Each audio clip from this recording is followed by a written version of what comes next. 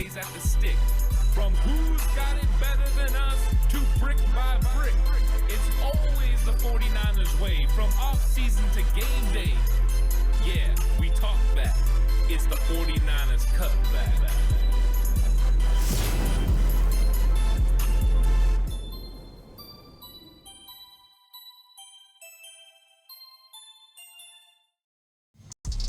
It's 49ers Cutback podcast time. Welcome to the show, everyone. Going to be talking about some stock up 49ers. These guys were players who came up clutch in the 49ers' big win over division rival Arizona Cardinals. And the 49ers absolutely needed this win. You had to go to first place in the division, a second divisional win of the season through your first 2 weeks. First week over Seattle, week 3 over the Arizona Cardinals. And you just have to have it. You have to be in the driver's seat in the NFC West, which is highly competitive right now. The 49ers are undefeated, and every other team below them is 2-1. And so this is one of those things where it's going to keep gearing up and keep getting a little bit more intense, because the Rams are coming up in a couple of weeks, and you can't ignore the Jacksonville Jaguars. But that is the third divisional opponent within the first 5 weeks. If the 49ers could run the gauntlet and go 3-0 in division, it would set them up for the season, that is for sure. But you don't get there if you don't have players come up clutch in big moments, and that's exactly what the 49ers had happen in this football game, because this game could have easily slipped out of the 49ers' fingers. They had it, and then they didn't.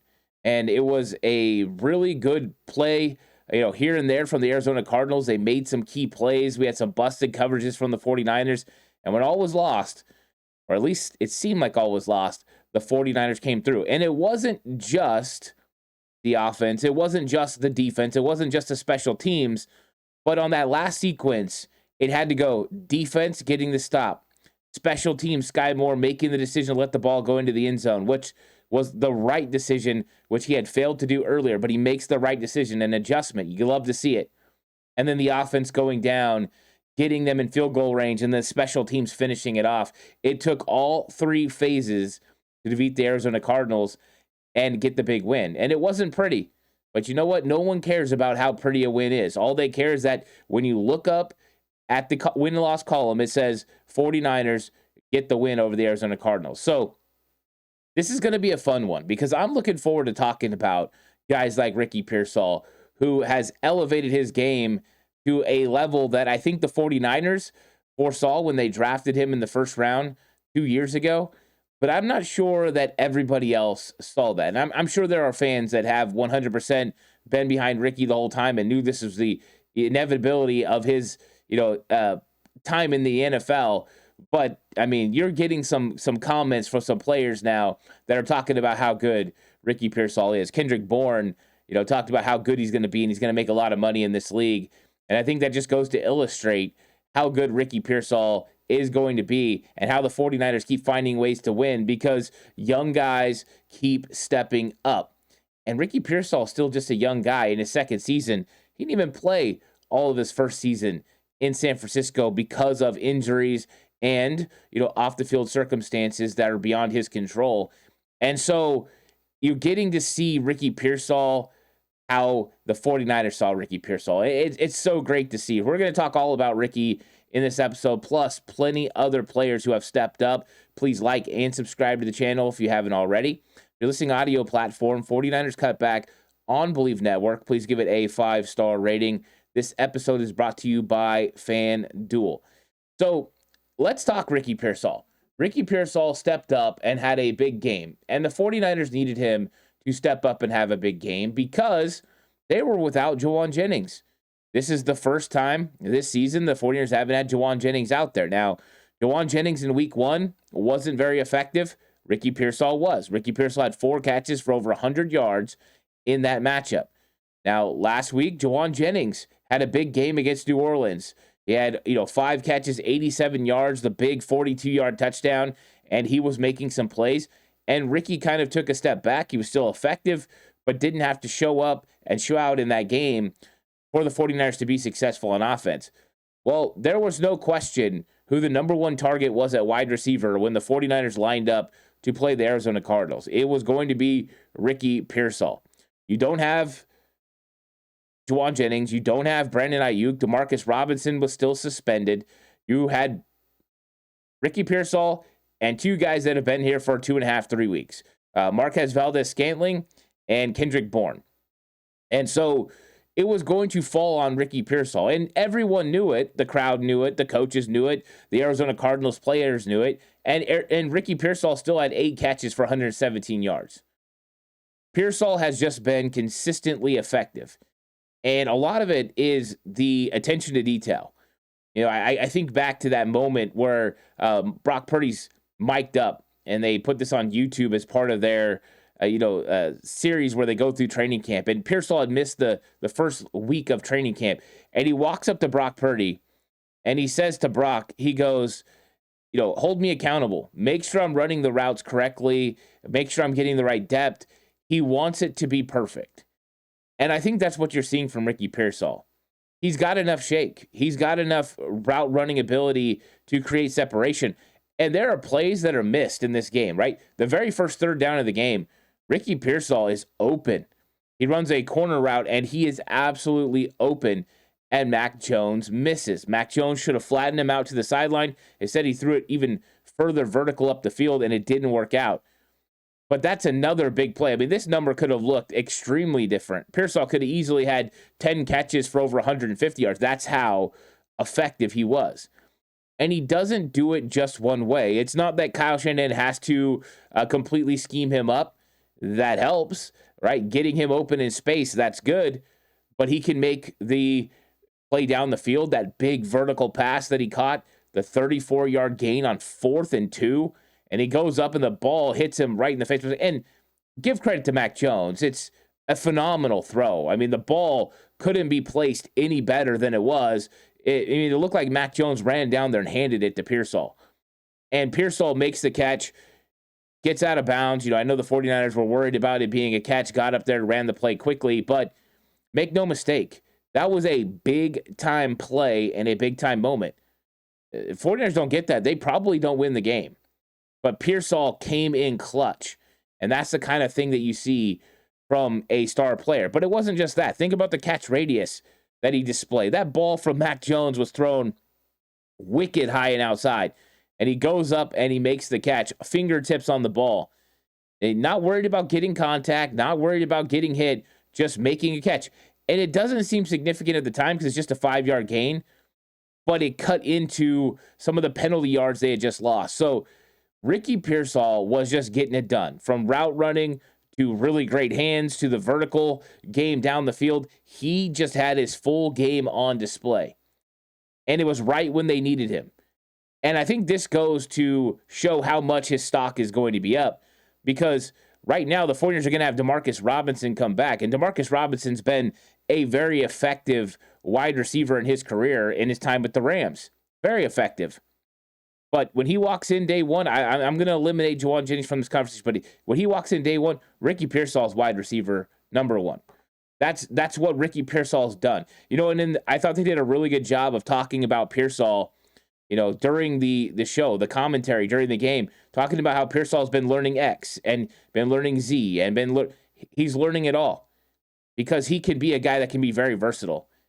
And it just proves the 49ers got it right with Ricky Pearsall. This is just the tip of the iceberg. This dude he's having himself a good season. And there's a lot more there, right? He hasn't yet succeeded in the red zone. Fingertip away in Seattle from getting a touchdown, right? He got knocked away. That's how close it was to getting the end zone. So he's still got to be more effective in the red zone. I'm not saying, that this is a finished product, but I think we're seeing Ricky Pearsall really step into the limelight and start making those plays.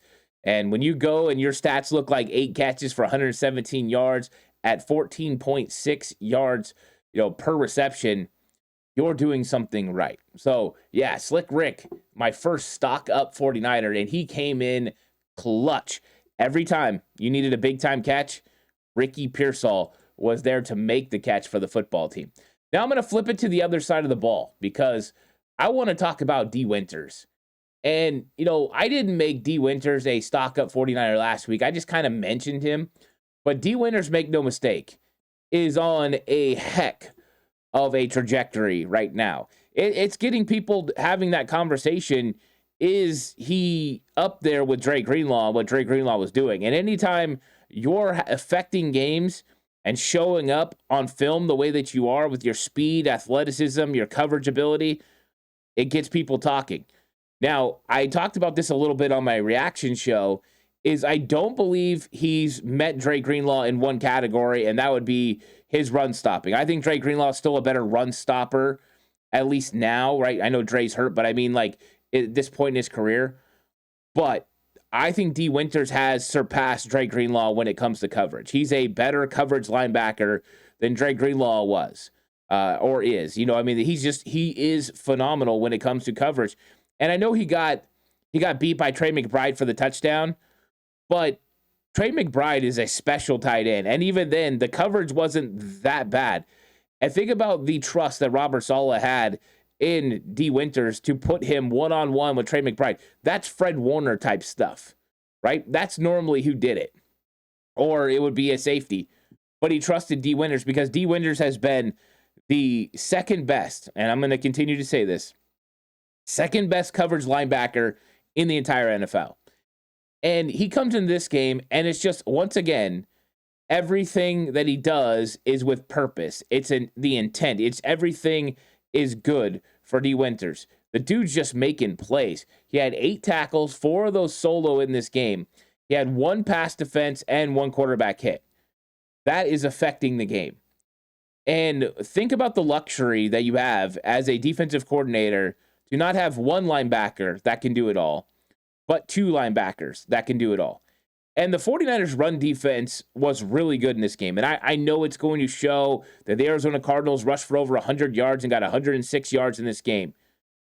But a lot of that is Kyler Murray scramble time. It wasn't traditional run against the 49ers. The 49ers held the Arizona Cardinals in check in a lot of categories when it comes to running the football.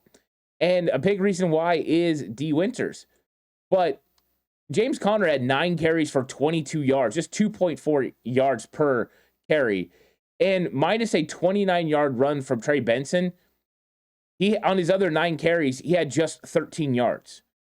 That is effective. Now, Kyler Murray inflates this number because he had 6 rushes for 37 yards, most of those on scrambles. But the 49ers run defense was really good. And it starts with the D-line, that's for sure. But that linebacker core of D. Winters, of Fred Warner, have just been phenomenal. And I've got to give credit to D. Winters for continuing to be an absolute stud in coverage, stopping the run, playing sideline to sideline, being a blitzer. He's just an effective player. The 49ers got a really good linebacker in D. Winters. He's going to ascend through the whole season. And I think this is just what they needed.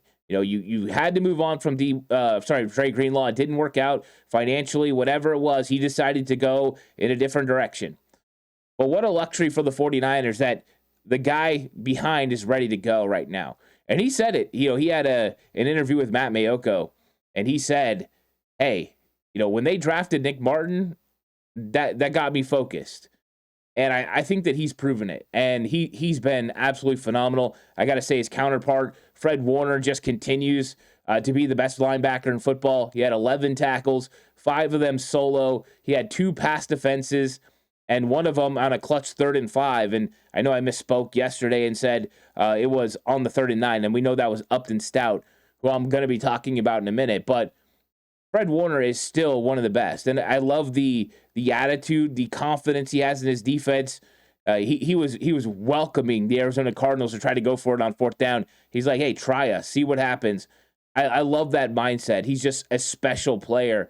And I just had to talk about Fred because Fred just continues to just show up and show out every single week.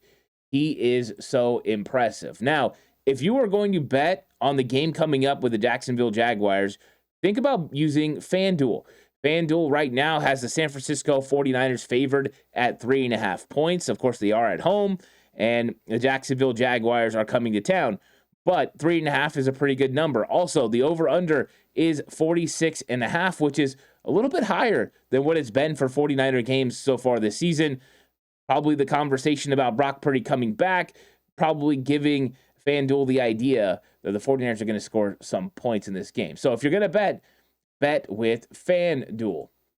Now, Mikael Williams is an absolute savage. And I have talked about Mikael Williams the last 2 weeks. Last week, he really came on the scene. He's forced, opportunities for Nick Bosa to get sacks. He played good in the run game. Well, guess what? Now, Nick Bosa was out. And it fell upon Mikael Williams and it fell upon Bryce Huff to be consistent. And Mikael Williams was making plays, whether that was in the run game, grabbing the running back and absolutely chucking him after, hitting him a yard deep in the backfield, or it was him consistently keeping pressure on Kyler Murray. Mikael Williams continues to develop. He looks like an 11th overall pick. This guy is getting better week by week. And just think about this. He had no preseason. He just finished his preseason right now with his Arizona Cardinals game, right? He would have had probably 3 games where he got some reps. He is continuing to grow and develop into the player that the 49ers are hoping he can.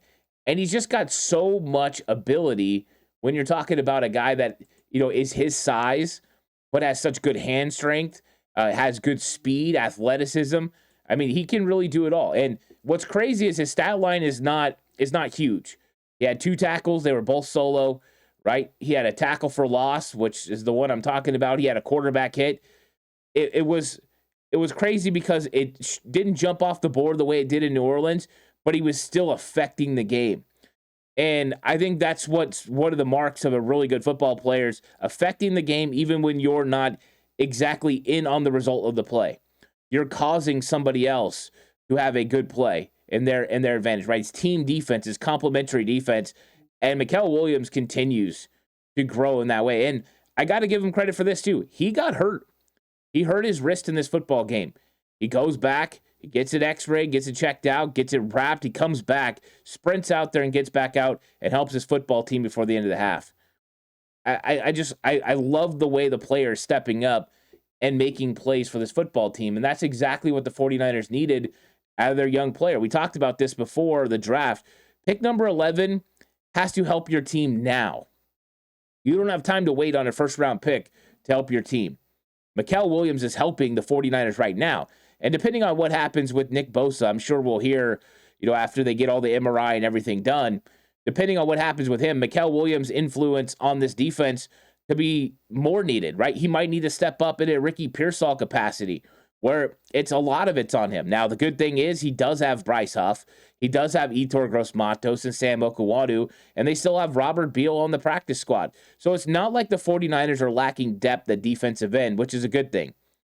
But there will be more pressure on Mikael Williams and Bryce Huff if Nick Bosa is going to be out for an extended period of time. They're going to be expected to go in there and wreak havoc. And Mikael Williams is showing that he has the ability to do so. He's still got to go get it done. He's still got to go be effective. But exactly the role the 49ers saw for Mikael Williams in year 1, he's excelling at, right? Setting the edge in the run game on downs 1 and 2, and then absolutely blowing things up in the middle on down 3. He has just been so good. And the 49ers made the Arizona Cardinals earn every single yard in this game. There was one drive that was easy, right? That was the drive where they tied it up at 13, where they hit Harrison for the big play down the field, then the penalty in the end zone, and they capped it off with a touchdown. That is the only drive. Every other one, Arizona had to earn it. 15, 14. They had to drive the length of the field methodically. And the 49ers, even when they were giving up thirds or fourth down conversions, it was always barely getting it.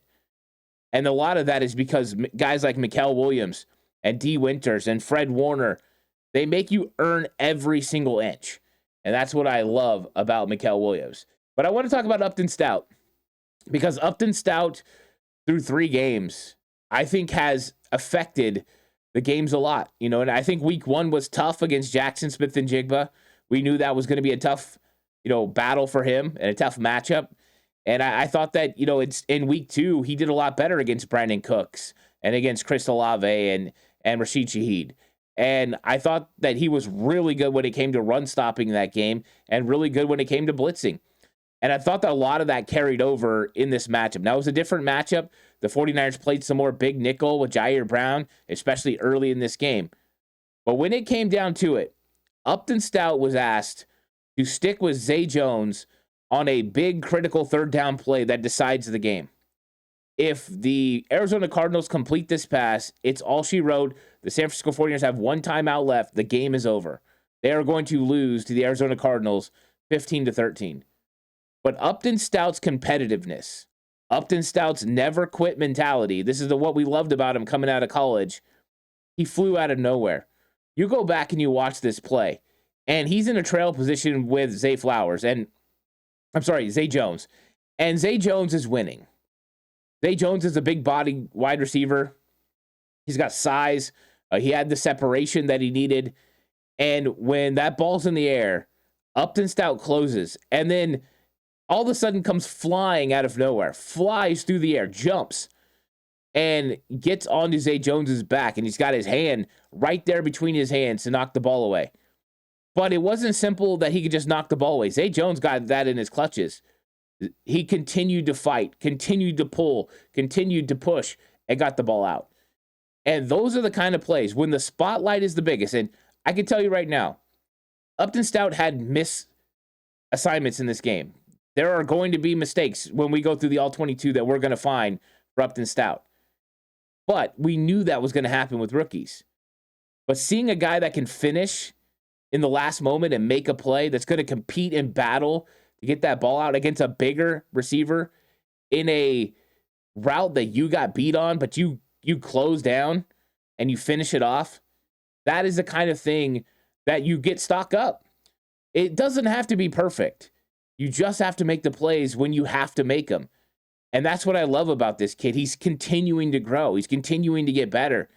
And that's ultimately what you're hoping you're going to get. He's a real fighter and a real competitor in that nickel position. Run stopping, blitzing, now in coverage. Hey, huge. Upton Stout stepping up big. I want to talk about a veteran, Bryce Huff. And Bryce Huff is a guy that, I've kind of been seeing coming, right? I talked about it a couple weeks ago. I thought he was going to get 2 sacks against New Orleans. Came up really short of getting that, but finished off the game with a big sack at the end. Well, he had 5 tackles, 1 pass defense, and that was a great play. That was the very first series of the game. He got chipped by Trey Benson. So he's hitting the tackle. He gets chipped by Trey Benson. Benson goes out in the flat. Kyler goes to hit him, and Huff just steps up, boom, knocks the ball away. It was a really good play. So that pass defense was the first of the season, and it's 4th of his career, right? So he's making plays even when he doesn't get a sack. Now, with his sack last week against New Orleans and his sack against the Arizona Cardinals, it's the 6th time in his career that he's had more than 1 sack in back-to-back games. The first time he's done that since he was a member of the New York Jets, and he did that twice. He did that with against Houston and then against Miami. So we're seeing the Bryce Huff that we saw when he played for the Jets in 2023 before he got his big new contract with the Philadelphia Eagles. The Eagles tried to change how he played. They tried to play him an outside linebacker, and he's not as effective there. The 49ers and Robert Saleh put his hand back in the ground. And since that's happened, he's been effective. And the fact that he had sacks in back-to-back games means you've got a legitimate pass rush threat opposite of Bosa. And here's the interesting part. His sack that he had in this game didn't come opposite of Nick Bosa. Bosa was already out, but he closed out the second half with a sack. And it wasn't a straight speed rush, right? Against New Orleans, it was a straight speed rush. He bent the corner. One of the most phenomenal pass rushes that we've seen in a while is San Francisco when it comes to just speed, right? That's a D Ford type speed element. In this one, he's competing, and he gets up on Kelvin Beachum, and he's working him up, and then he works back inside and gets to Kyler Murray for the sack. It took a speed-strength combination, and then the understanding of where to go, and he uses his hands to get there. Bryce Huff, stock up. Sacks in back-to-back games, absolutely phenomenal. And you needed him to step up, and I think that trade is holding up for the 49ers. That trade is really showing out right now. Now, I want to talk about Jordan Elliott, because Jordan Elliott is a guy that's definitely been hated on a lot When you talk about, what he's done in his career, how he played last year, no one really wanted him to start. It was like, no, we don't want Jordan Elliott. We'd rather have, these young guys, Alfred Collins, CJ West. But Jordan Elliott played really well in this game. He's had a very good season through the first 3 weeks. And he had 3 tackles. He had 1 solo tackle, and that tackle was a tackle for loss. And it's effective. He's getting upfield. He's creating penetration. He was collapsing the pocket. He was doing a really good job of generating pressure up the middle, but also playing the run effectively. This is what the 49ers need from him and Kalia Davis. Kalia Davis's game was a little bit more up and down. He had opportunities. He had dead to rights, the running back in the backfield, and he couldn't get it done on 4th down. And, that's going to happen, right? Sometimes you're not going to make that play. That running back's a lot more athletic than you. But, when it comes to Jordan Elliott, right now, Elliott's making those plays. So you're getting competent, effective defensive line play from one of those starters, and that's what you have to have. Last week, Kalia Davis was really good. This week, it was a little bit more hit and miss, but Jordan Elliott was consistent through all 3 weeks. It's stock up for him. He looks like a starter in the NFL, a legitimately good starter in the NFL. And the 49ers needed that. That allows Alfred Collins and CJ West and these backup defensive tackles to be a part of a rotation. And you know that when you need starter type play, you can get it from your guy, Jordan Elliott. So I think that he's been effective. So far, he hasn't got to the quarterback the way that we've seen him do, but we're still getting those flash plays that the 49ers absolutely love, where he gets in the backfield, he gets a tackle for loss, makes a big play. But we're now getting more consistency, play in and play out, which is why 49ers chose him over Malik Collins. Malik Collins was extremely effective, but Jordan Elliott is younger. Jordan Elliott was cheaper, and the 49ers went that direction, and ultimately it's worked out. So far, it's worked out for the 49ers where they've made those decisions.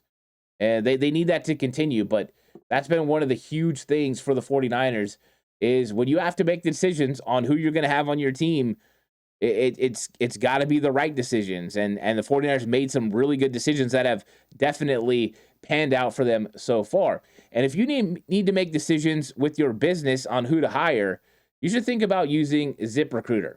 Are you waiting for the right candidates to apply? Well, the future of hiring looks much brighter because ZipRecruiter's latest tools and features help speed up finding the right people for your roles so you save valuable time. And now you can try ZipRecruiter for free at ZipRecruiter.com/audio. With ZipRecruiter's new advances, you can easily find and connect with qualified candidates in minutes. Over 320,000 new resumes are added to ZipRecruiter monthly, which means you can reach more potential hires and fill roles sooner. No wonder ZipRecruiter is the #1 rated hiring site based on G2 at ZipRecruiter.com/audio. 4 out of 5 employers who post on ZipRecruiter get quality candidate within the first day. And if you go to ZipRecruiter.com/audio right now, you can try it for free. Again, that's ZipRecruiter.com/audio. ZipRecruiter, the smartest way to hire. And right now, I want to change it over to another veteran. And I want to talk about Jason Pinnock. And, I think that he's kind of, flown under the radar a lot. Marquis Siegel's gotten a lot of pub. But you have a player that needed to be consistent. You don't have Malik Mustafa. And you need somebody that can kind of, run shop. And week 2 was tough for him. He had the touchdown that he gave to Vele, and then you had, the one we got a rub on Diamond Lenore, and he just can't get to Shaheed. And so it doesn't look good for Pinnock. It looks like he gave up 2 touchdowns. But when you see him in this game, he's flying around. He's making tackles. He was making everything tough.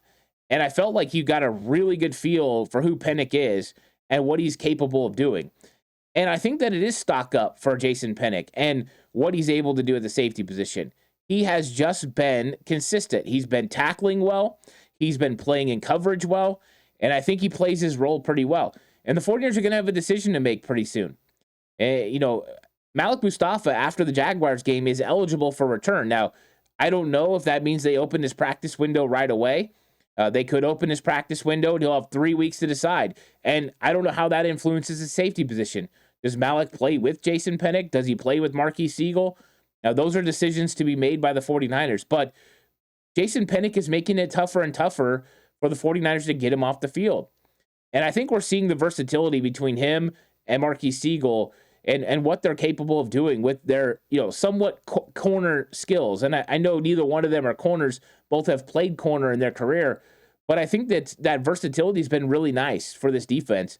But I love his tackling. I think that he has improved as a tackler every single week. And so this is why I'm putting him in the stock up 49er category. And I thought he came in clutch with some really key plays in this game as far as tackles and plays. So, yeah, Jason Pinnock has been fun. Now, let's talk about our guy, Alfred Collins. Last week, Alfred Collins was an absolute monster. And I thought that this week, he continued on that, right? He's getting after Kyler Murray on that sack. And it wasn't just him, but it was rookie CJ West as well. And CJ West dealing with a thumb. We'll see how that ends up working out. Usually, defensive linemen, you have the capabilities of playing through thumb injuries. They did return. But Alfred Collins and CJ West, I'm going to go ahead and lump them together, because I thought that they played really well in this game. And it's not going to always show up on the stat sheet that you're going to see big numbers from those guys or numbers in general. But CJ West had 2 tackles, one of those a solo tackle in this game, which you love to see the guy do.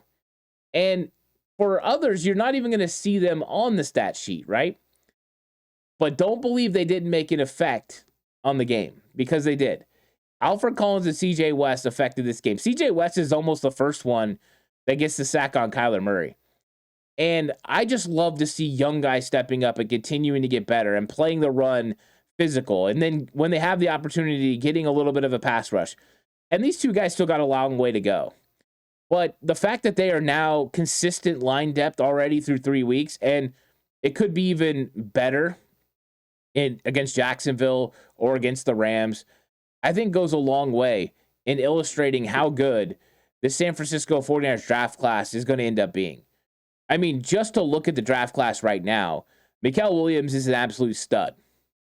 Alfred Collins is coming along, and we're seeing some of the plays that are going to make him special eventually, right? He's a developing player, right? We know that Nick Martin is still developing, but we saw some things during training camp that's like, during preseason, like, ooh, okay, Nick Martin is going to be there. And we know that giving people time like D. Winters works.